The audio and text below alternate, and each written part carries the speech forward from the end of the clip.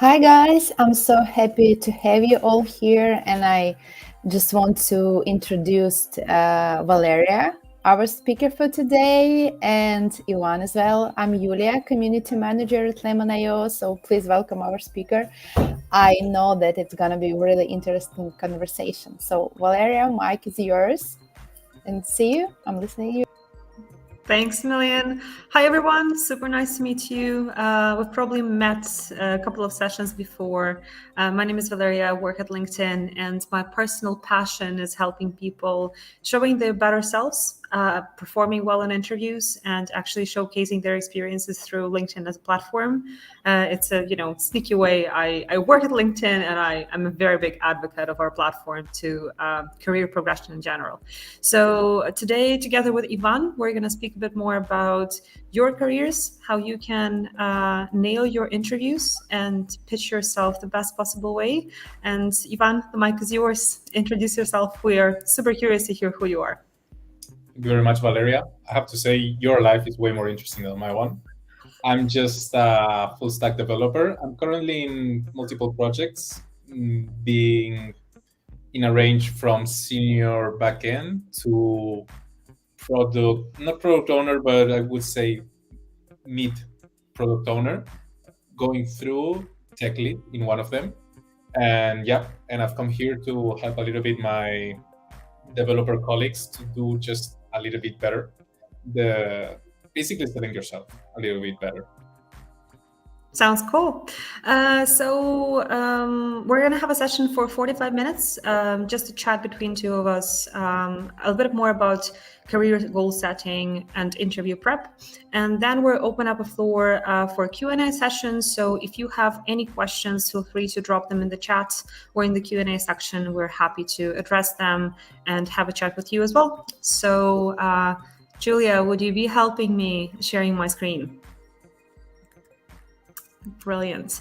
So the art of self-pitching, I think for lots of people, pitching themselves or describing their best experiences or sharing about their success stories is not always the most comfortable or natural thing to do.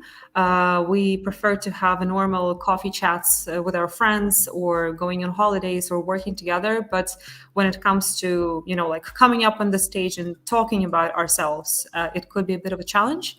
So today we want to focus a bit more how to make it a bit easier and a bit more natural, sharing a bit of a frameworks how to do it in an easier and more like consistent way.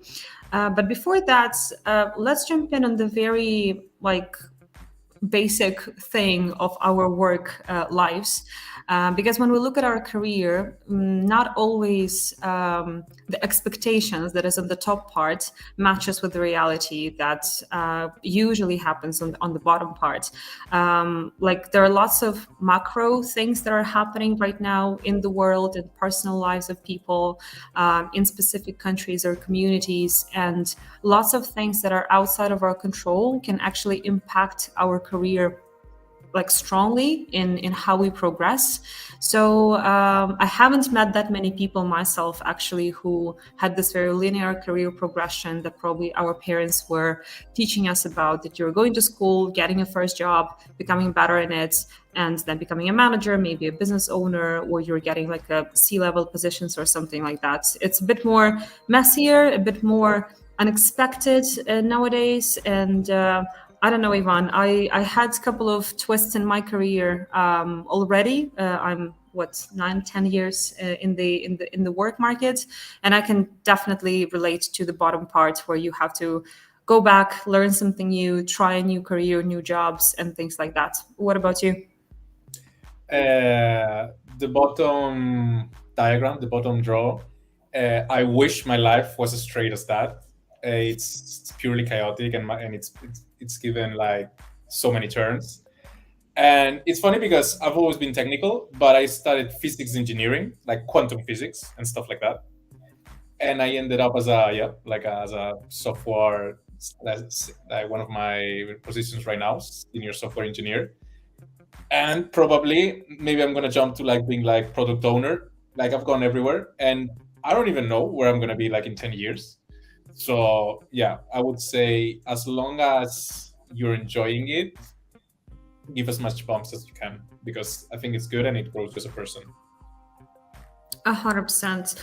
I do also think that when it comes to career planning nowadays, it's very difficult to look very far, maybe like, 10 years ahead. Maybe if you're in Japan, when like forward thinking is part of their work culture in general, it is possible. But I would say in Europe or in LATAM countries or in Middle East or Central Eastern Europe, it's a bit more challenging part. And the good thing about it is, even if we're having a general idea what we want to achieve in the next 3 to 5 years, it sets us so much more apart from the rest of the people who just do their day-to-day job today, that I personally believe that having your own career goal or career perspective, or at least an understanding where you want to land, even in a midterm, like 3 to 5 years time, is crucial for an overall success. And breaking down those major goals into the smaller tasks that you can achieve in the smaller spans of time. When it comes, Let me sorry, say, yeah, let me say just before go back to the previous one. 1 second. 100%. I'm not only gonna agree with 100% of what you said, but I'm even gonna say that in tech, particularly, 3 to 5 years is a really good span to like think about yourself and be okay. Where do I want to be in 5 years? Because technologies change so fast. Like machine learning is a completely different world, for example, than it was 2 years ago, even 1 year ago. And so thinking about 10, 15, 20 years, maybe in your personal life, it might work, married, not married, house, not house. But in a technical or professional one, it's a bit it's a bit sketchy. So yeah, like a 5 year goal of like maybe a position, a company where you want to work in. I think it's really healthy and something everybody should think about. Yeah, 100%. I can relate from the Dublin perspective. Like most of the tech companies, like American big corporations, are based here. Like literally in the same district, we have guys from Google or Amazon or HubSpot. And when I'm looking at their like lifespans in the companies, usually it's like from 3 to 5 years if they're staying in the same company, and then they're moving on to something else. And I would say the reason why we are doing like this many steps back in terms of understanding your career is also understanding like why you are doing what you're doing. Like, why did you join Lemonio? What is your goal for the 3 to 5 years? Maybe you want to save enough money and travel the world, or you want to establish your own company, or you want to become a senior, like even more like senior developer, or maybe run your own project. Because those goals for the next chapter of your life actually defines what you can do today and what smaller goals and tasks you can break down to achieve those larger goals for yourself. So let's say if you want to be if you want to have a house, let's say, or start a family, probably it's good time to invest more time now to like focus on your careers and accumulating capital, getting more experiences with new technologies, and then focus more on your family and release more time for life rather than just work. So understanding your motivation or the driver, like why you're doing what you're doing today and what do you want to achieve, like tangibly, if you could just picture it yourself, would actually help you a lot in choosing the right projects that you will feel fulfilled in, preparing or upskilling yourself for things that you don't know but are interesting for you, and actually breaking down the larger goal into the smaller bits to be able to achieve it.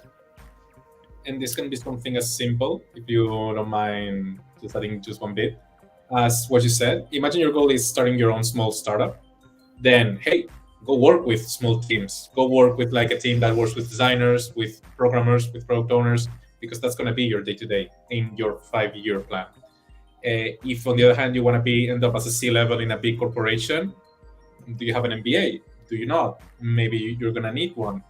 Start looking into what it's going to look your next 5 years to be able to achieve that. Do you have your own 5 year plan, Ivan, at this stage? I want to have my own software company. And for that, right now, I have a good mix. Like I'm prioritizing, for example, Lemon, that allows me to have like complete freedom on the projects I choose.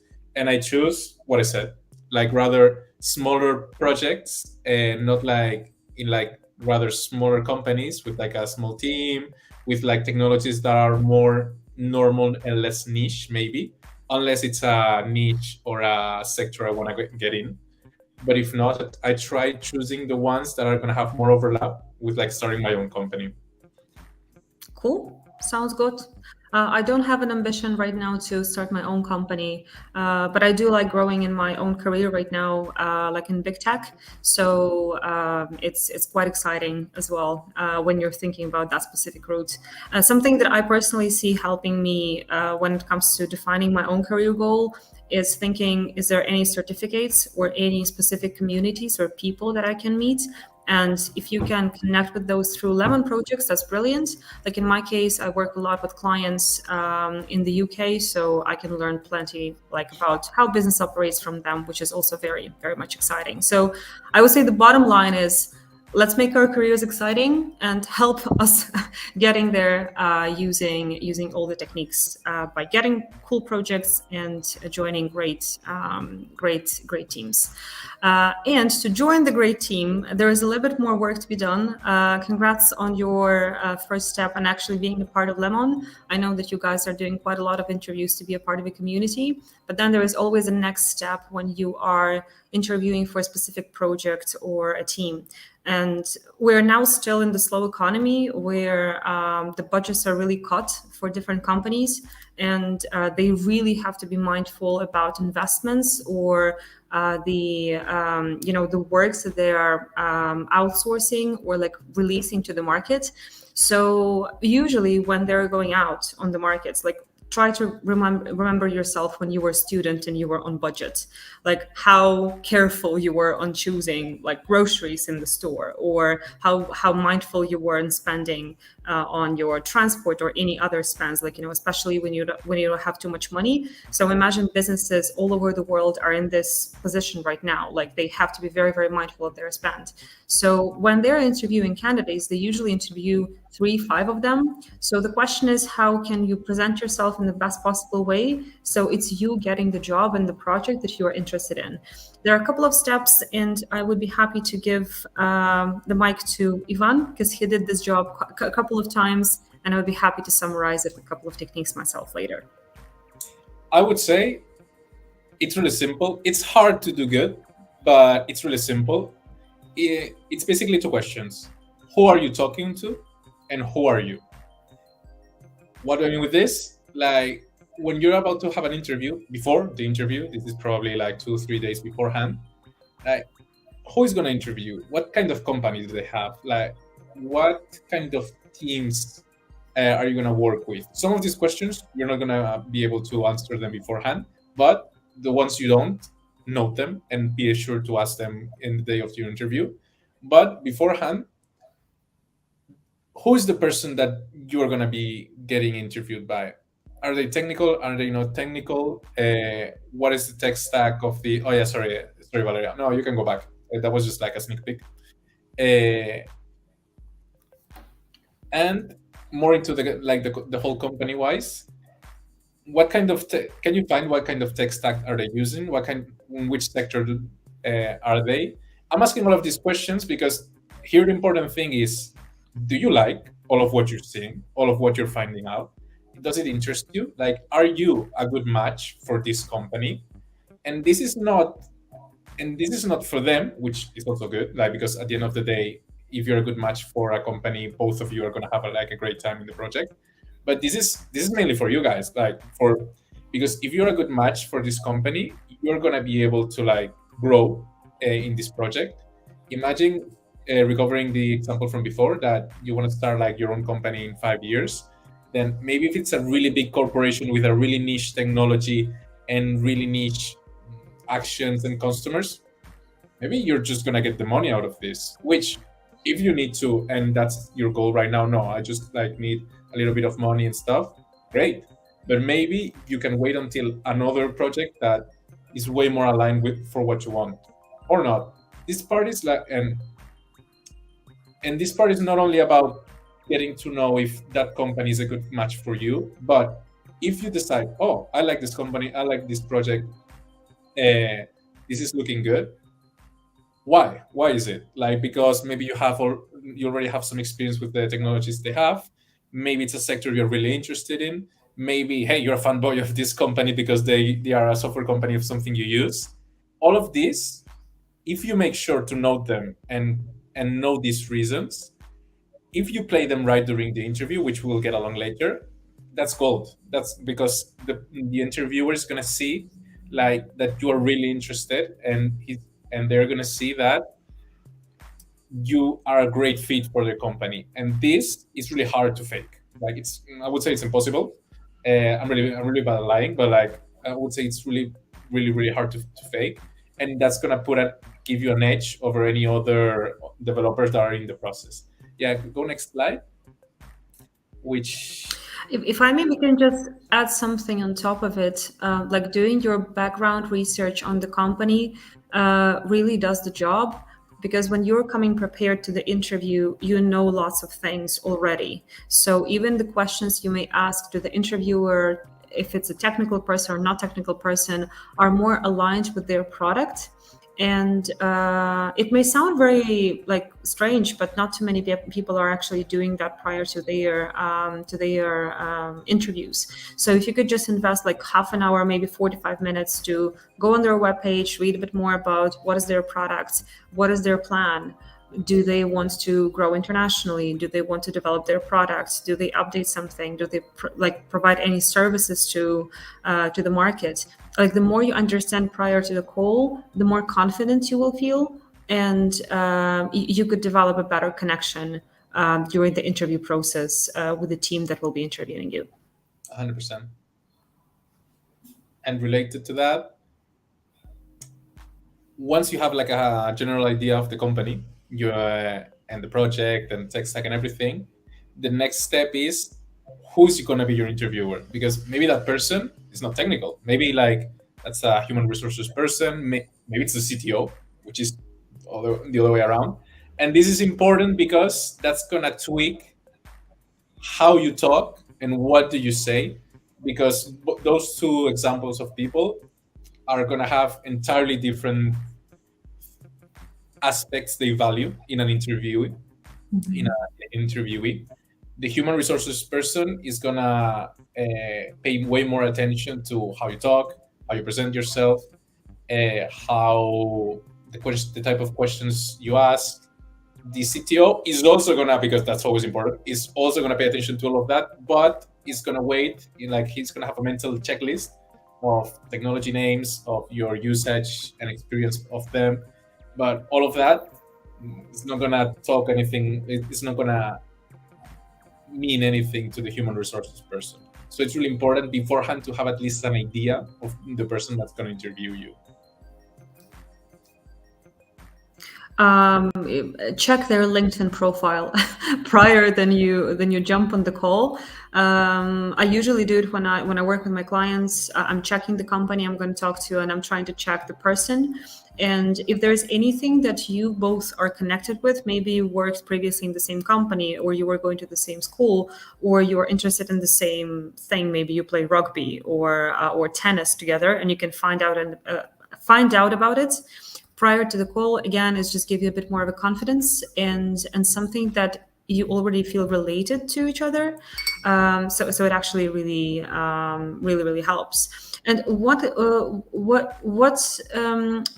Ivan, I remember when we were preparing for this session, you were speaking a lot about being aligned in terms of goals, that the company, when they are planning to release the products or like providing any services, they have their own goals as a business. And how can you make sure you're aligned with your career goals and the company goals when it comes to the interviewing session? Is there any way you can highlight the fact that you actually match? I would say, if you've done the previous exercise of more or less knowing where do you want to be in 5 years, a really simple question is, where is the company? Where is this company or project going to be in 5 years, or in 3 years, in 1 year? Like, at which scale is it going, and where is it going?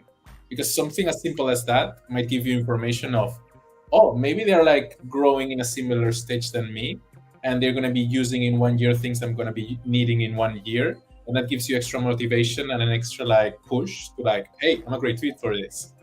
Maybe, for example, it's really established company that is not growing anymore, or 2-3% a year, and even though the career path inside the company is clear, maybe that's not what you want, because maybe that you want to have like a different career path that they already have defined.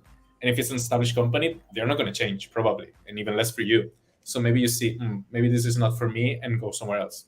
Or maybe and maybe it's the exact same career path you want right now. Right.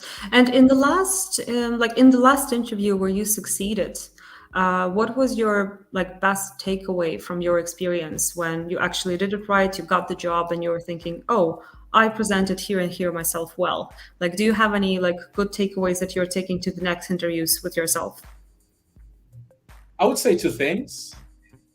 The first one, which is related to a tip that I was going to say before, which is ask stuff to the interviewer. Stuff, not to be fake nice or trying to leave an impression or because people know, see that, and it's bad. Don't do that. But honest questions that you want to know the answer. For example, I asked the interviewer, hey, it was a remote position, so I asked, how flexible is the remote position? Because some companies only allow you to stay in certain countries. And I asked something as simple as, I want to go to the Philippines in 5 months. Will I be able to work from there? And the interviewer had been to the Philippines last year, and she said that, and we were able to say, oh yeah, and I worked from there, and my boss was really cool with that, and just that bond, which was real, because it's a situation I'm gonna be in 5 months, and she was already there, gave me a boost of, okay, maybe this it's not a technical requirement, but maybe this social requirement I had is met, because it looks like I'm a match in this for this. And the interviewer thought, oh wow, this person maybe is going to fit really well in our culture, in our in the teamwork, because we have things in common. And it sounds really complex when I say it, but it was really simple. It was as simple as, hey, I want to do this, have you done that? Which is okay, most of the time. 99% of the time, you're not going to ask anything too personal. All of that was one thing. No, that was the most important thing. No, because the other one was just a technical thing that I had already worked with. But the main takeaway is this one. Cool. That sounds good. I don't know if you've seen it. Sorry to interrupt, but there's a question from Demian, just to not lose it in the YouTube chat. Okay, yeah. Who does this? Julia, are you doing this? Oh, wow. I'm amazed about what software can do. How to talk about my CV when I'm overqualified, but I need this job and I can do it. Do you want to start with this one, Valeria, or me? It's actually a very good question, because there are so many people who are 15, 20 years in their fields, and they are facing the very same problems as junior talent, who are saying, oh, you're overqualified, you may not you may not be a good fit.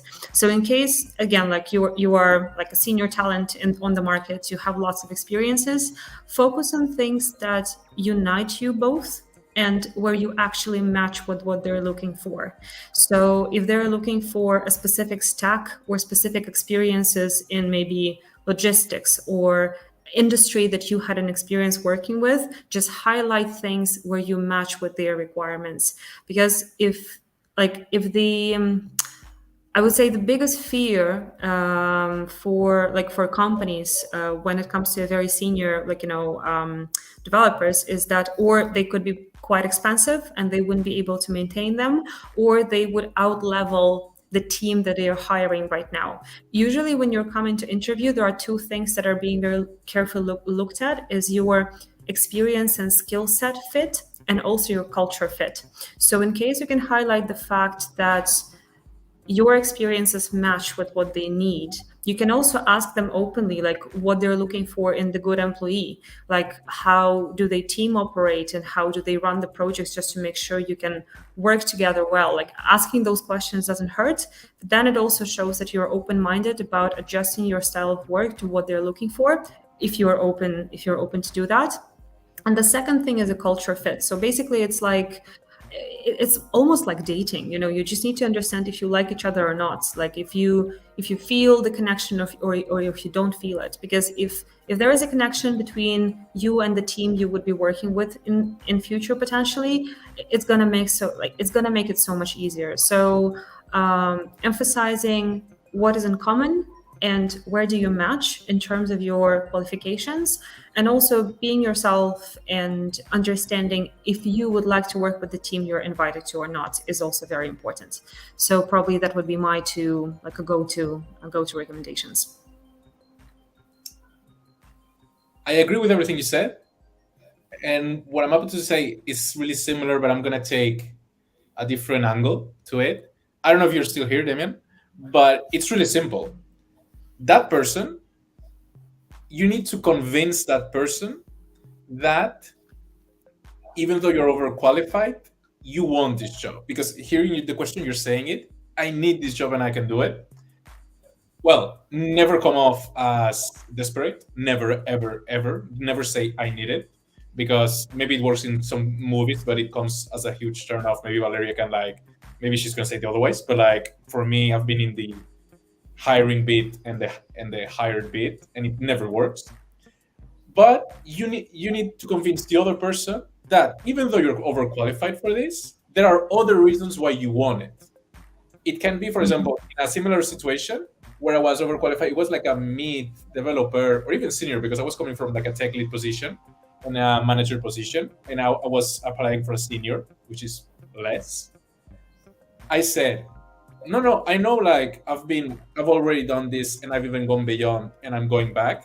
But right now I have a personal situation and a personal life where I wouldn't want even more stress, the stress of even going higher and everything. And right now I would love an opportunity to just go one step down, maybe even nurture some juniors and mids from a similar position, and be able to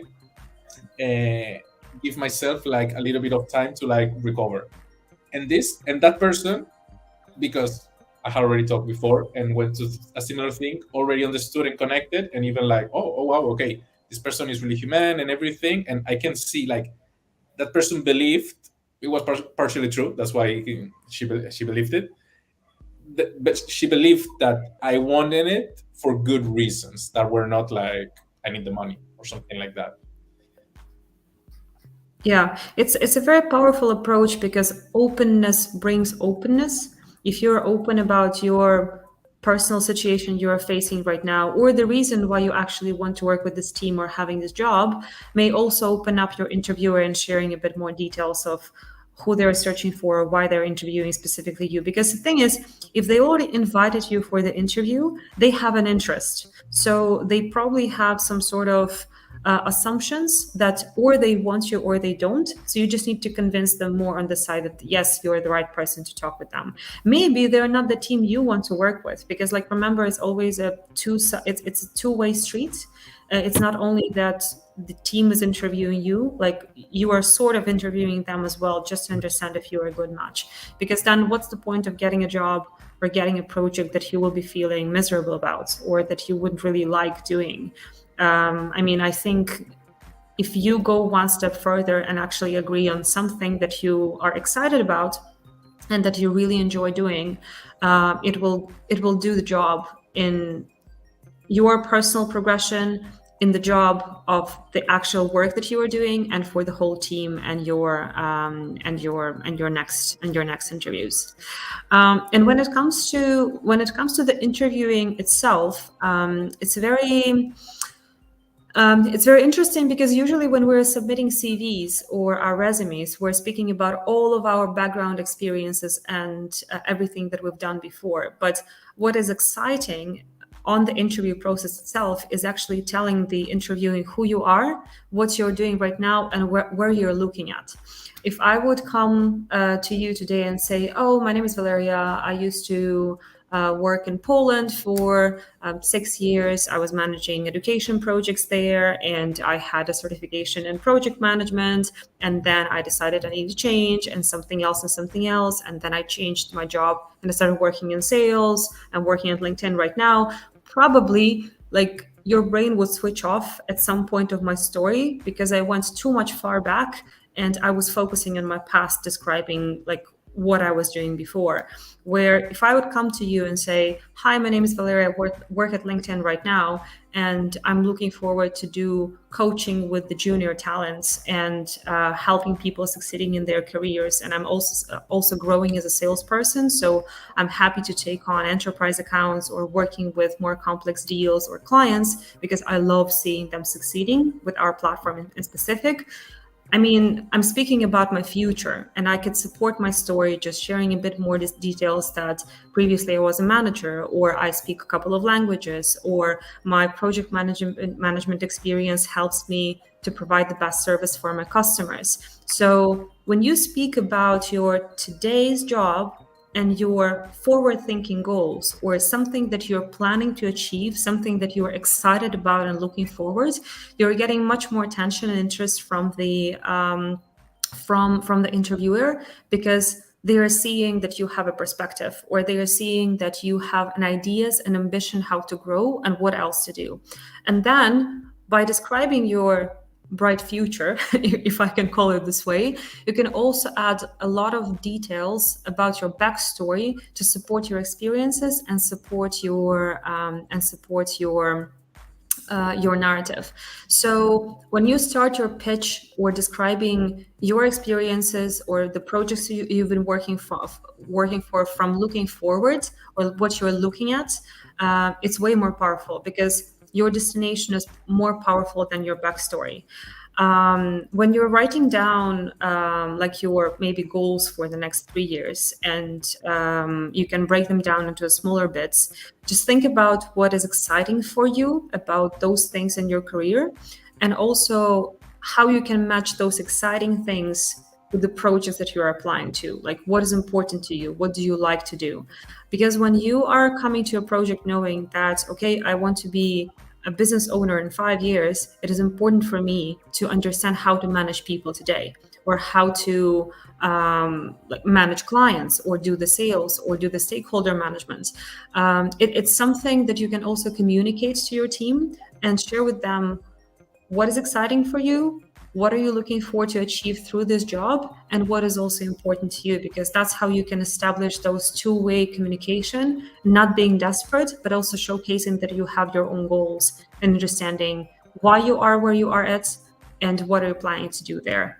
So I'm pretty sure you all have great ideas for your careers and for your lives. So just don't be afraid to verbalize it, and maybe write it down. Like, my best friend usually is piece of paper and pencil, because when you're putting things like just like on paper, or like in any kind of note doc that you're working with, it just makes things a bit more clear. So if you can communicate what you're looking at and support your story with all the background story that you have achieved, it would just make your narrative a bit more compelling.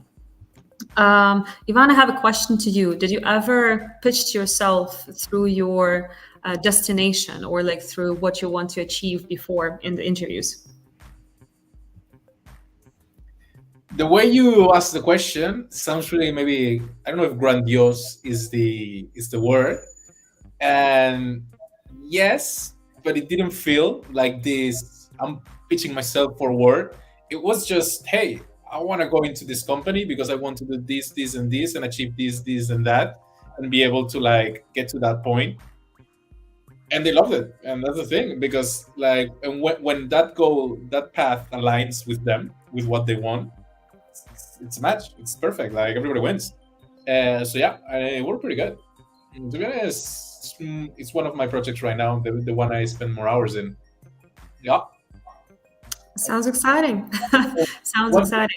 But one thing I'll say is that, because I've talked with fellow developers, and some of them fear that it might come as cocky, or like saying you'll achieve things that maybe you won't, like lying, because we developers think in this way of like, don't promise something you're not 100% sure you can attain it and everything.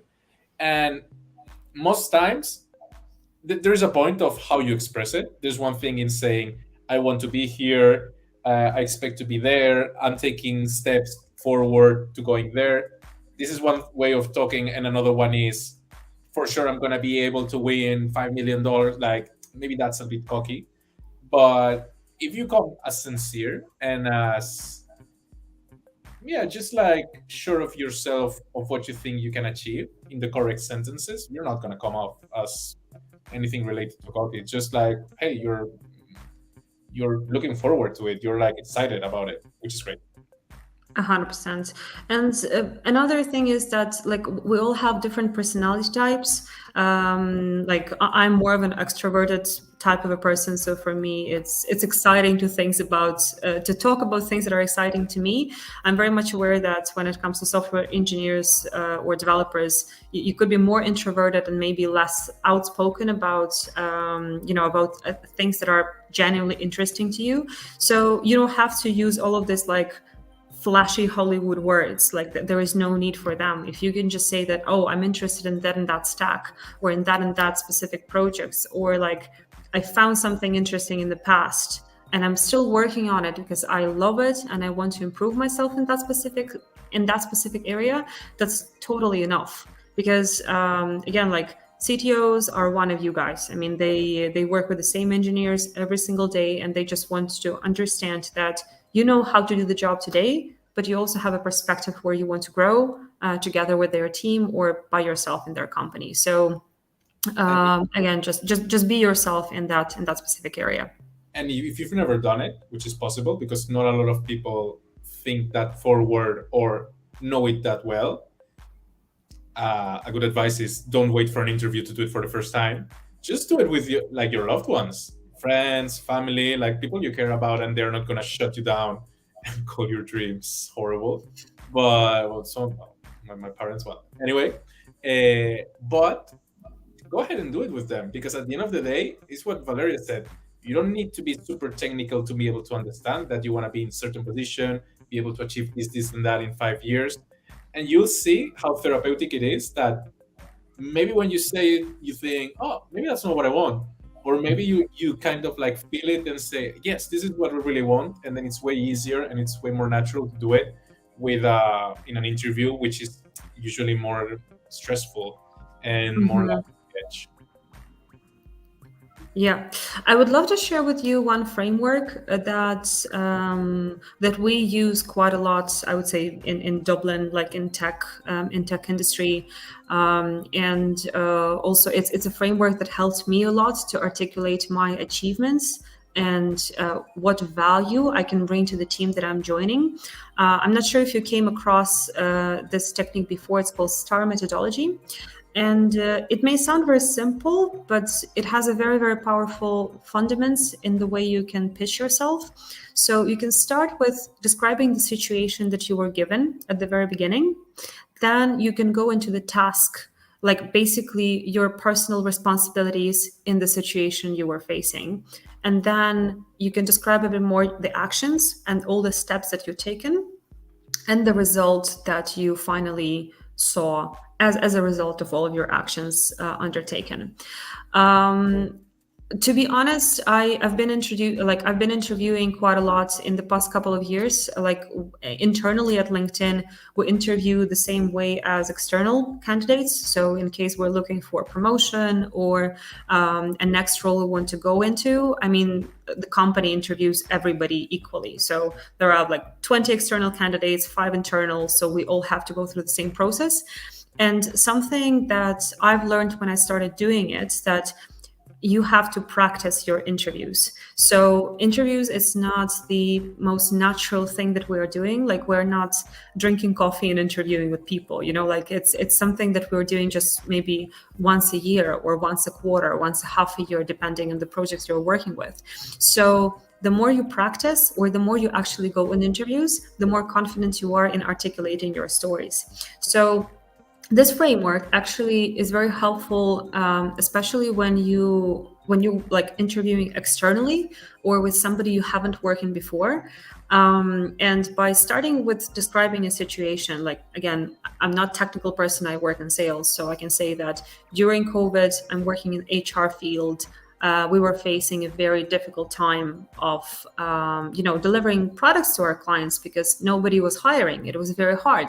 So like my task was to find in industries that were still booming, maybe medical industry or all the FMCG, like the companies that are producing household products, or the industry that was connected to arts and crafts, because people started actually using lots of indoors things just to entertain themselves after work, to understand if we have a potential to find new customers in that specific areas. So the action I was taking, I was finding them on the reports like Forbes and Crunchbase. I was checking which companies were getting funded through lots of other resources. And I took an action of identifying those customers. So let's say, as an example, we were able to enter into new industries that we were not so presented in my team before, based on all of this work that was done. So it's a very brief example where you could explain what was your background story, like what was the situation you were facing, or like what was the specific problem you had to solve. And you could just list all the actions that were taken out for you to like solve the task or get the problem sorted. It's very interesting because in the action piece, you can actually mention a lot of details around your qualifications or stack or skills that you are currently using. And the more details you are giving, or the more information you are providing on the problem that you were solving, the better, because that's actually the way how you can showcase all of your experiences without being cocky or without being too much about yourself. And I actually did this exercise right now, not in the perfect way, because I didn't articulate the results that we got as a team ultimately, because the results actually is something that again, culturally we're not so accustomed to do that. But the results piece is something that sticks as a story, and that it sticks in their in the mind of interviewer, or something that you achieved and something that you brought to the teams that you used to work before with. So it's something that stays with them, and it's an indicator that you can deliver similar results in the teams that you're interviewing with. So my recommendation to you would be just to practice it with your, maybe, with your colleagues, or maybe with an HR person from Lemon, if they have time, just to give a training interview with you. It's not very natural to say things in exact same order, but if you'll practice it a bit more, you will see that it gives you the result of actually telling the right story of what you have achieved through a specific action and in situation that you were given. Ivan, did you came across this kind of methodology before yourself? Yeah, and it's one of the clearest and most straightforward methodologies to just, in a number of minutes, just give the overall experience without the person being confused, without the person needing to know your whole life experience, your background, and everything. And I do think it served really well. Do I have time for an example? Maybe we're a bit short. We are actually at the time at 45 minutes of our session, so we're about to wrap up this section. But if you could just share maybe an example, if you could answer a question when you faced a crisis in your company at some point, like how did you react, or what was your actions on it using the STAR methodology, just for the sake of example, I think it would be great. All right. In one of the companies I'm working right now, they are. It's up to you. It's up to you. I'm just worried about the time. If you want, maybe we could go into the Q&A, and if we have time at the end, we can say it. If you think we have time, I can just go straight and say it. Julia, is she still with us? Oh no, Ivan, let's do it. Let's wrap up with the example and then jump into the Q&A. Perfect. Right now, I'm working in a company that works with devices. Think Alexas, okay? It's not Amazon, but think like Alexas that are connected to the internet and you interact with the devices. And at that moment, when a certain incident happened, I was the developer lead in the connectivity team. That well, not the developer, but the person that knew the most about the service that handled the connectivity of those devices. And a day that I was on call, like I was in charge of like overseeing that everything went good, and if something went bad, fixing it. Amazon, because we were hosted in Amazon Web Service, decided to just destroy a node of a server just because they wanted to, and just because I don't know, somebody had a bad day there, and 25,000 devices just lost connection all of a sudden, which is not bad itself because they just tried reconnecting, but that launched like a high incident scale where like the database just well, because I did my work more or less okay at that time, and I still do, I believe. We had like a dashboard to know exactly the state of like our infrastructure, the state of our servers, the state of like our machines, and there I could see that the database CPU skyrocketed to 100%. And paired with that, we started seeing a lot of red into the application logs, where like just with words about MongoDB. MongoDB is like the database we were using at that time, and there, and that led me to believe that our database had just imploded in a funny confetti way. That plus the fact that the devices were not connecting back, led me to call the DevOps engineer that was on call also at that moment, because I already knew, because I did my homework and knew exactly the tree of dependencies of the on-call policy at that time. And then with that person we managed to scale up the database, stabilize it, fix it, and I did a quick fix to just like be able to recover faster in a similar incident if they happen again that night. With this, more or less all connections were stabilized. Everything were not. We were able to sleep that night, which is a nice thing to do. And it didn't cost that much to no, it cost nothing to the company, just like increasing like one database for like some hours until the next day. So yeah. Cool. I really like the fact that it didn't cost anything to the company, you know. Every time you hear that you were able to fix the problem without any affiliated cost, it's actually a good thing to know. At the end, it's what that and user bad experience is what companies care more about. Of course, yeah. That makes sense. Cool. Thank you. Thank you so much for sharing this example. I think again, like the more this methodology is practiced, the better. But especially when you invest a bit of more time of explaining what the situation or the problem you were facing and the actual steps or like the actions you were implementing to resolve it, can actually tell so much about your experiences and your background just through one case study or situation that you are showcasing. And don't forget to tell the results, like adding some data points or anything you can measure result with, especially when it was something good for the business and overall. It's always very, very much appreciated. And just stay positive about showing your impact. I think this is it when it comes to interview prep and making sure you can shine the brightest with your experiences and your expertise. I'm happy to answer any questions. Probably myself and Ivan were on the same page here, but I would like to ask Julia to help us with the moderation.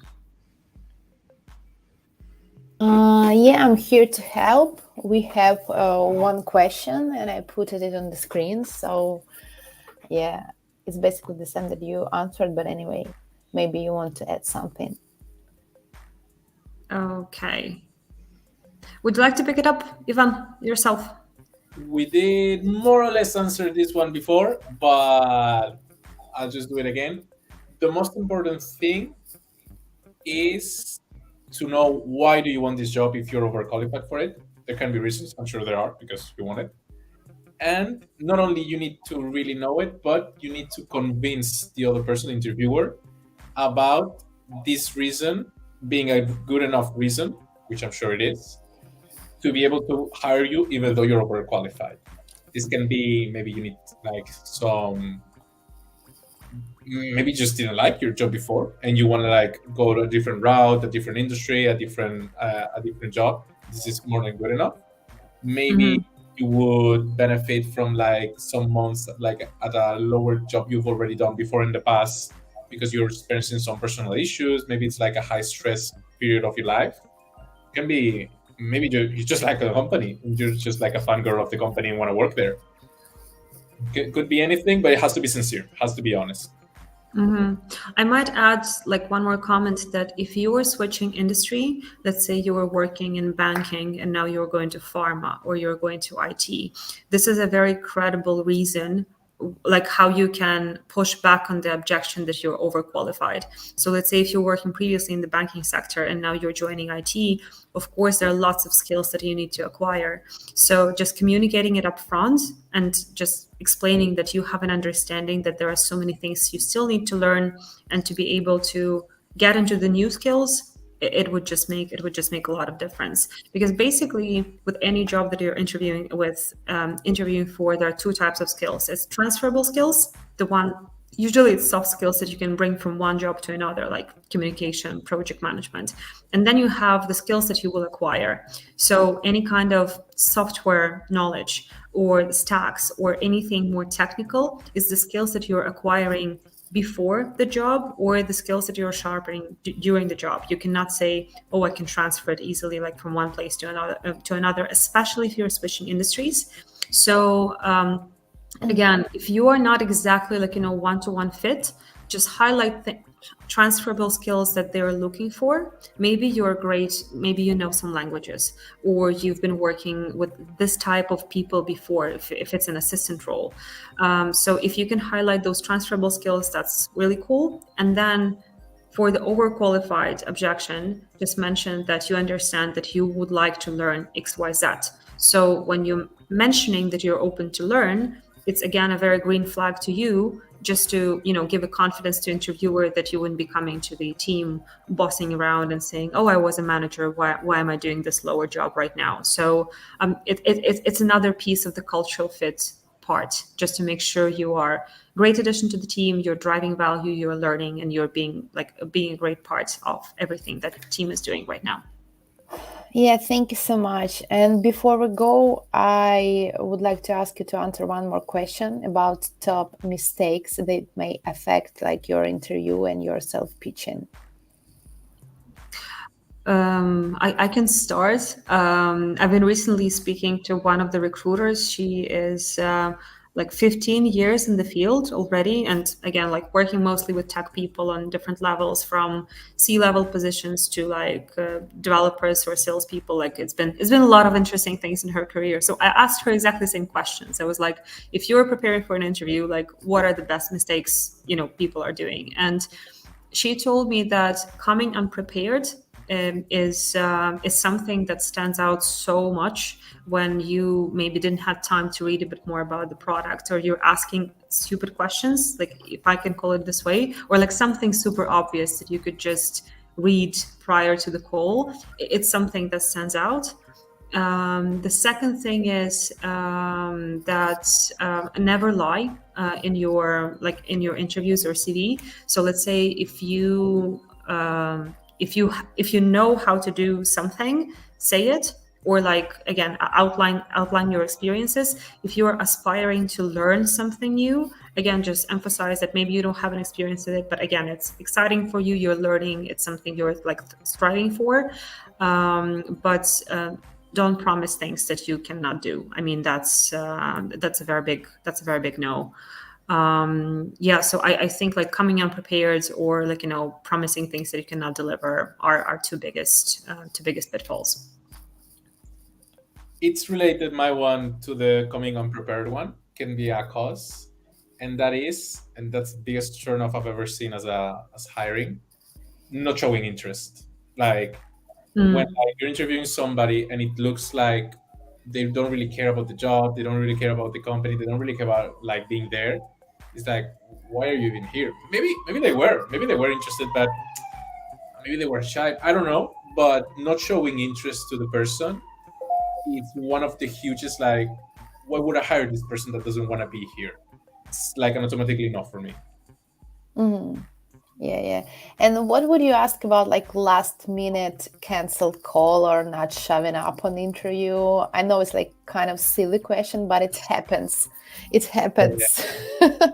For me, and it's related to the interest one, is how that person handles it afterwards. If that person is oh my god, I'm so sorry, something X happened, maybe not giving details because maybe it's something personal, please, like, let me have another opportunity, I can do it whenever you want. Like, if that person is making it easier and trying to make up for it and everything, okay, maybe it was an honest accident or an honest thing. Shit happens, I'm sorry for the word, sometimes, but that person wants to do it. If the other person just doesn't say anything, like doesn't appear and doesn't follow up any email, doesn't write back, doesn't do anything, that's a no from me. Yeah, guys, thank you so much for all your knowledge that you were willing to share with us, and all our community that were together with us during this call. Guys, if you feel that you want to ask more, just we are open. Valeria is open. You can text her on LinkedIn as well as Ivan, I believe. So. Well, you've already said that. I cannot really object. Maybe this the lemon slide would be better. I don't go too much into LinkedIn. Yeah, guys, we are all here on our platform, so we are welcome to share, to ask, and let's be prepared for all our interview. Bye. Thank you for your time, and see you. Thank you. Best of luck with your interviews. It was a pleasure. Bye-bye.